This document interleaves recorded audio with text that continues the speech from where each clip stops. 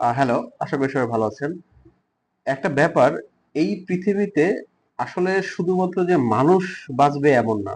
এই পৃথিবীতে যখন মানুষের বাঁচার অধিকার আছে, মানুষের সাথে সাপ, ব্যাঙ, গুইসাপ, কুকুর, বিড়াল, মিথ্যাবাদী, ঘুষখোর, চাপাবাজ, বাটপার, বাঘ, সিংহ, মাছ সবার বাঁচার অধিকার আছে। এবং উদ্ভিদেরও জীবন আছে, উদ্ভিদেরও বাঁচার অধিকার আছে। অর্থাৎ এই পৃথিবীতে সুন্দরভাবে সবাই বাঁচবে, এটা সবার বাঁচার অধিকার। তারপরও এই পৃথিবীর ইকোসিস্টেম অনুযায়ী একে অন্যকে খেয়ে ফেলবে, ওটাও আবার আর একটা ব্যাপার। কিন্তু কেউ কখনোই অনৈতিকভাবে বা অবৈধভাবে যদি কখনো কারো উপরে ঝাঁপিয়ে পড়ে, সেটা আসলে অপরাধ।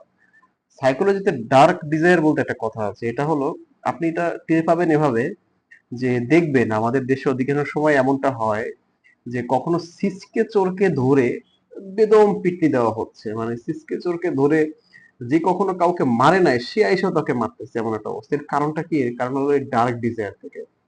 অর্থাৎ এটা জিনিসটা কি আমি বলছি, অর্থাৎ আমাদের দেশে প্রতিটা মানুষ সব জায়গায় কোনো না কোনো ভাবে কারো না কারো কাছ থেকে সে প্রতারিত হচ্ছে, বা কারো না কারো কেউ না কেউ তার টাকা মেরে দিচ্ছে, কোথাও না কোথাও থেকে সে মিসকমিউনিকেটেড হচ্ছে, কিছু না কিছু হচ্ছে, সব জায়গায় কিছু না কিছু হচ্ছে, এরকম একটা অবস্থা।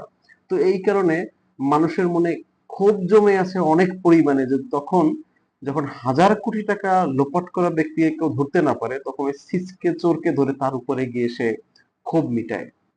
আসলে এত কিছুর পরেও এই সোনার বাংলাদেশে তারপরেও কিছু ভালো মানুষ আছে যাদের জন্য আসলে মনুষ্যত্ব, মানবিকতা টিকে আছে, এবং একে অন্যের পাশে গিয়ে সত্যিকার অর্থে ভালোবাসছে।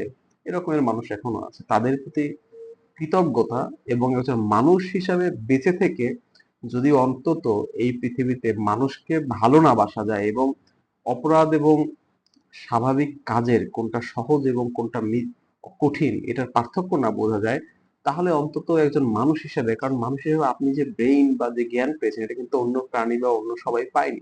তো এটা একটা গিফট। তো সেটাকে এনজয় করে এই পৃথিবীকে, আমাদের প্রত্যেকের নিজের একটা দায়িত্ব আছে এই পৃথিবীর প্রতি, সেটা যদি আমরা পালন করতে না পারি, তাহলে আসলে একজন মানুষ হিসাবে পুরোপুরি ব্যর্থ হওয়ার মতো। যদিও জীবনটা এতটাই বড় যে ছোটখাটো কোনো কাজের জন্য জীবন ব্যর্থ হওয়া সম্ভব। এটা বিশাল বড় একটা জীবন।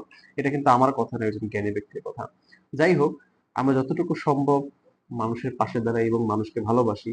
এবং দেখুন, আসলে আমরা অনেকেই বুঝি না যে মিথ্যা কথা বলাও যেমন অপরাধ, তেমনি ঘুষ খাওয়া অপরাধ, চুরি করা অপরাধ, এগুলো কিন্তু সবই মানে ক্যাটাগরাইজ একটা অপরাধ। এটা এমন না যে আমি অন্যান্য কাজ করলাম পাশাপাশি দুই একটা ছোটখাটো অপরাধ করলাম। না, অপরাধ সবসময়ের জন্যই অপরাধ, সেটা যে কোনো ধরনের বা যে কোনো কিছুই হোক না কেন।